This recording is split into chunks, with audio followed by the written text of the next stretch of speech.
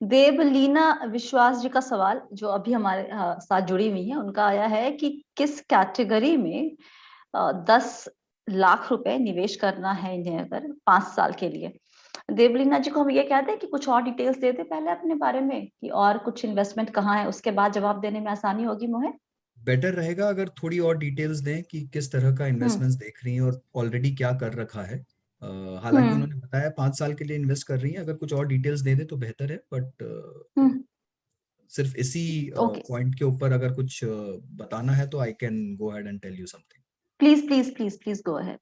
Okay, so look, अगर some assumptions, assuming कि आप ऑलरेडी थोड़ी सी एक्सपीरियंस इन्वेस्टर हैं, थोड़ा बड़ा अमाउंट इन्वेस्ट कर रही हैं और 5 साल के लिए कर रही हैं, इसका मतलब वक्त भी ठीक ठाक है आपके पास में, बहुत लंबा नहीं है, but 5 years is a decent horizon. तो वहां पर आप इक्विटी इन्वेस्टमेंट्स के बारे में सोच सकती हैं। तो आप चाहे तो उसको इक्विटी, हाइब्रिड और डेट, अगर ओवरऑल पोर्टफोलियो में डेट नहीं है तो ऑब्वियसली इसको पूरी तरह से आपको एसेट एलोकेशन के हिसाब से एलोकेशन करना होगा। तो वहां पर I would say 50 equity 50 date का एलोकेशन, क्योंकि मुझे आपकी प्रोफाइल के बारे में ज्यादा कुछ पता नहीं है, तो I would straight up go and से कि 50 इक्विटी 50 डेट में एलोकेशन कर सकती हैं।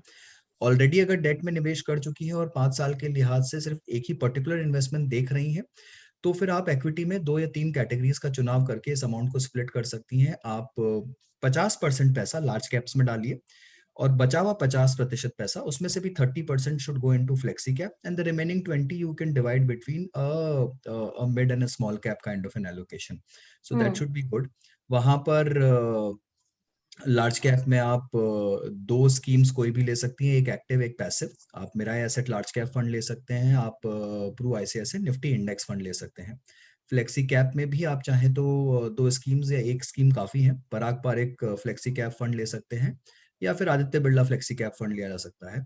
और बचा हुआ जो 20% एलोकेशन है आपका, वहां पर हम्म। मिड स्मॉल में से कोई एक फंड लीजिए। मिड कैप आप ले सकती हैं, डीएसपी मिड कैप। आप चाहें और थोड़ा सेव करना चाहें तो बैलेंस एडवांटेज फंड का भी चुनाव कर सकते हैं अपने पोर्टफोलियो में, और वहां पर मेरी राय रहेगी इडलवाइज बैलेंस एडवांटेज या फिर Pru ICICI balance advantage fund.